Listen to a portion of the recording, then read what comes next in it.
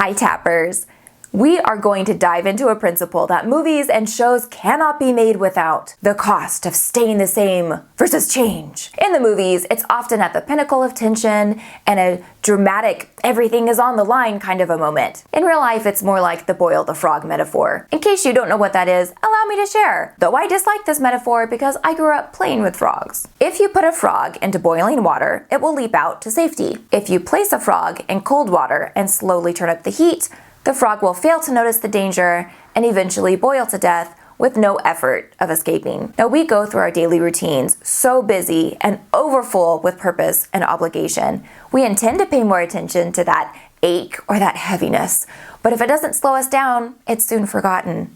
When people ask what the cost is for staying the same, it's usually when they know the answer that staying the same is grave for the person receiving that question. And maybe that is the message that some of you need today, but that's not how I'm attempting to deliver this. I really want us to explore this. Now, there are ways that staying the same has a positive impact. Routines, dependability, structure, all of these come from something remaining constant. My million-dollar question to you is this: what is it that must stay the same, and is it what you really think it is? Now, this is going back to an old presentation of mine on rules versus boundaries.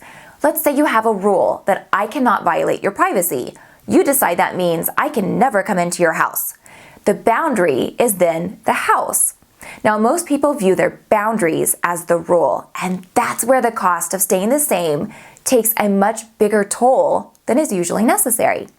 Let's stick with the house for a moment. So say you are in your home, something happens, you need help, you call me.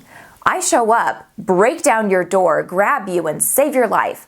Was your boundary breached? Yes, I wasn't ever supposed to be in your home. But was your rule broken? No, I didn't violate your privacy because I only came when given permission, so there was no violation. Do you see? Let's try another.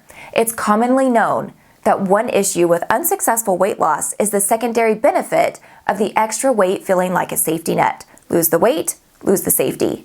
So what is the rule? What is the boundary? The rule is to feel safe. The boundary is by having extra weight. Now, here's the critical part, Tappers, and this is huge, so really be present for this.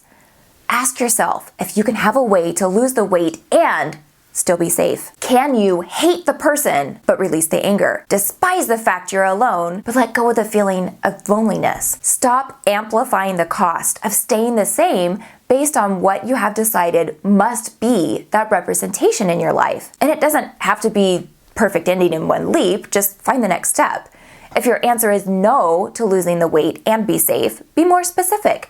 Can I lose 10 pounds and still be safe? Can I keep the weight but get a healthy blood sugar? Find a step forward that doesn't violate the rule, and the boundary becomes flexible. If you avoid this conversation, you run the risk of sacrificing so much more than what is truly needed or what's been asked for all along in your journey of healing. And that cost of staying the same usually does end up like a Hollywood tragedy because without asking, the realization of what could have been is usually only seen in hindsight when it's too late to be lived. Find your rules.